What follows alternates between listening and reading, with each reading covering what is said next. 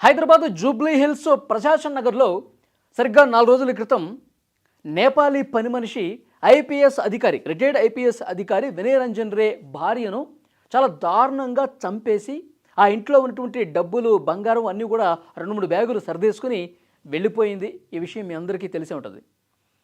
ఆ పని మనిషి ఈమె నేపాలీ మహిళ, ఈమె పేరు కల్పన. ఈమెకు సహకరించిన ఇటు పక్క కనిపిస్తున్నాడు కదా వీడు, ఇంకొక ఇద్దరు ఉన్నారు. చాలా చక్కగా ప్లాన్ గీసుకొని ఆ ప్లాన్ని అమలు చేసి ఇంట్లో ఉన్నటువంటి డబ్బులు మొత్తం కూడా దొంగిలించేసి రాత్రికి రాత్రి ఉడాయించారు.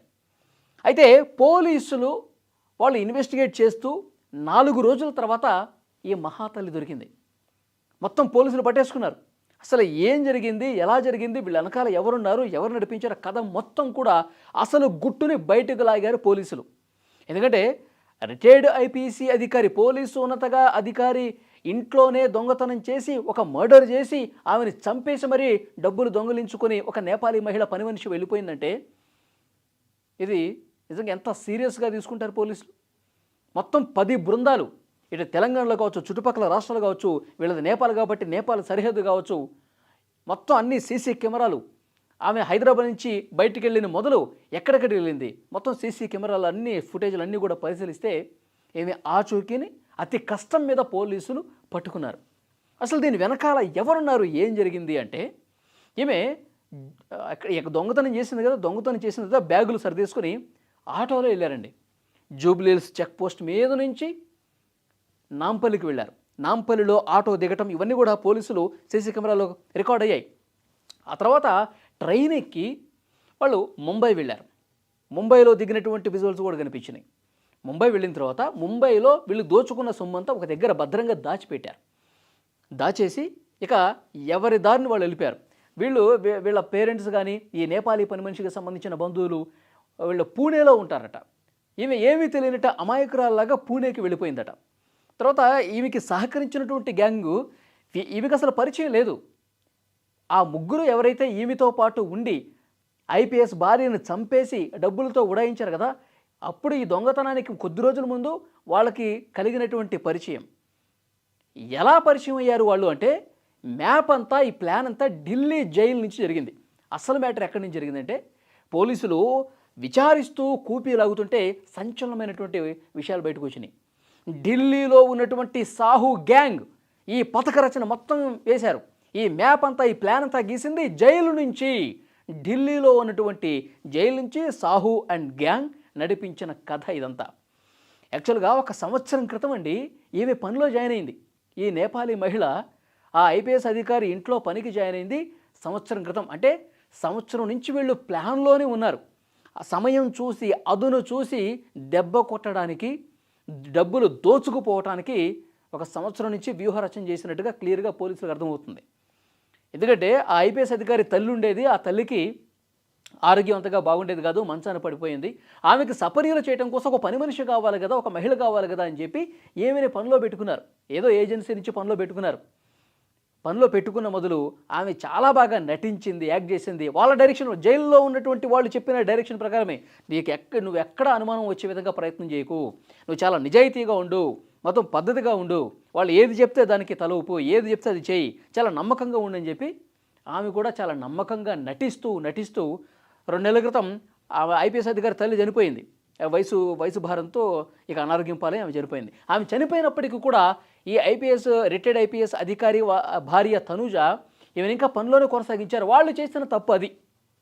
ఎందుకంటే వాళ్ళు ఈ ఐపీఎస్ అధికారి తల్లి చనిపోయిన తర్వాత ఇంకా ఈమెతో పనే ఉందిలే, ఆమె కోసమే పిలిపించాం కదా, ఇంకా చాలే అమ్మ నీ సేవలు అని చెప్పి ఈమెను పంపించేస్తే ఈరోజు ఇంత దారుణం జరిగి ఉండేది కాదు.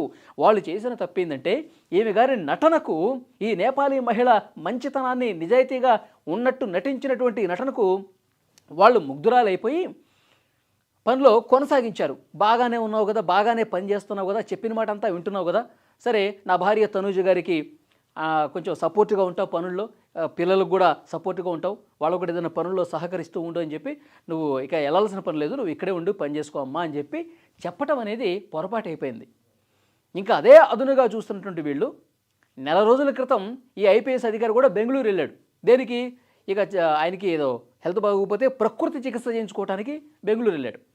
ఇప్పుడు ఈ ఢిల్లీలో జైల్లో ఉన్నటువంటి సాహు అండ్ గ్యాంగ్ ప్లాన్ అమలు చేసేయి, ఇదే సరైన సమయం, ఈ సమయాన్ని మించినటువంటి మంచి సమయం మనకు రాదు, ఏదో ఒకటి చేసి మంచిగా ఆ ఇంట్లో ఉన్నటువంటి డబ్బులు నగలు ఎక్కడెక్కడ ఏమున్నాయి అన్నీ కూడా బ్యాగులో పెట్టేసుకుని నువ్వు ఇక స్టార్ట్ అయిపో అని చెప్పారు.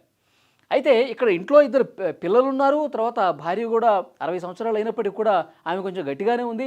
మరి నేను ఒక్కదాన్ని ఎట్లా చేయగలను అంటే అప్పుడు జైలు నుంచి వచ్చిన డైరెక్షన్ ఏంటంటే నేపాల్ నుంచి నీకు ఒకడు వస్తాడు, తర్వాత నీకు పాట్నా నుంచి ఒకడు ఉంటాడు, ఇద్దరు వ్యక్తులు ఉంటారు, నీ దగ్గరికి పంపిస్తాను, వాళ్ళతో టచ్లో ఉండి ఏ రోజు మీరు ప్లాన్ చేస్తారు ఏంటి అనేది కూడా మీరే ప్లాన్ గీసుకుని పక్కాగా అమలు చేయండి, వీలైనంత సొమ్ము దోచుకొచ్చేయండి అని చెప్పి ఢిల్లీ నుంచి ప్లాన్ గీశాడంట.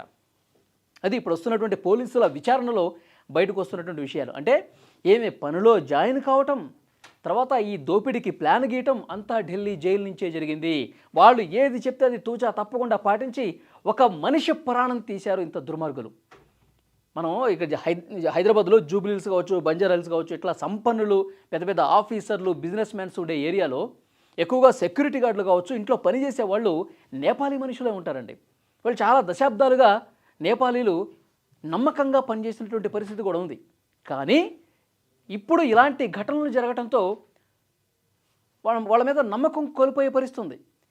ఎవరు ఎలాంటి వాళ్ళో తెలుసుకోలేనటువంటి పరిస్థితులు కనిపిస్తున్నాయి. అందుకే మన సజ్జనార్ కూడా చెప్పారు, నేపాలీల్ని పనిలో పెట్టుకునేటప్పుడు చాలా జాగ్రత్తగా ఉండాలి, ఎవరిని పడితే వాళ్ళు పనిలో పెట్టుకుంటే మొత్తం లూటీ చేసేస్తారు, ప్రాణాలు తీయడానికి కూడా వెనకాడరు, మీరు జాగ్రత్తగా ఉండాలి ఇలాంటి వాళ్ళని పనిలో పెట్టుకున్నప్పుడు అని చెప్పి చాలా క్లియర్గా ఇండికేషన్ ఇచ్చారు. సో డెఫినెట్గా ఇప్పుడు పోలీసుల విచారణలో ఆ సాహు గ్యాంగ్ పథకం బయటపడింది. సో ఈమె పూణేలో ఉంది, దొరికింది. ఈమెకు సహకరించినటువంటి ఆ ఇద్దరు ఎవరైతే ఉన్నారో వాళ్ళు కూడా పోలీసులు అదుపులో ఉన్నారు. అలాగే ముంబైలో దాచారు కదా ఆ డబ్బంతా, దోచేస్తున్నటువంటి నగదంతా, ఆ ముంబై నుంచి రికవరీ చేసేటువంటి ప్రయత్నంలో ప్రస్తుతం పోలీసు అధికారులు ఉన్నారు. ఒకరు కాదు, ఇద్దరు కాదు, మొత్తం 10 బృందాలు అటు హైదరాబాదు బయట ఆ నేపాల్ సరిహద్దులో గాలిస్తే వీళ్ళు ఇక్కడే మహారాష్ట్రలో, ముంబైలో, పూణేలో దొరికినట్టుగా తెలుస్తోంది. వాళ్ళని హైదరాబాద్ తీసుకొస్తూ ఉన్నారు. చూసారా, అంటే ప్రతి ఒక్కరూ పనిలో పెట్టుకునేటప్పుడు చాలా జాగ్రత్తగా ఉండాల్సినటువంటి అవసరం ఉంది. ఇప్పుడు ఆ ప్రాణం తిరిగి రాదు కదా. వాళ్ళు ఎలా చంపారు?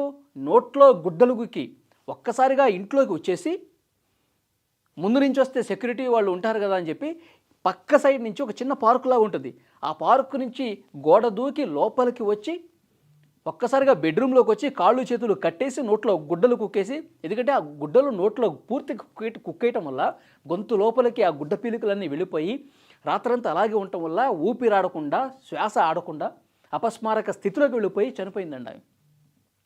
ఐపీఎస్ అధికారి భార్య చాలా దారుణంగా చంపేశారు.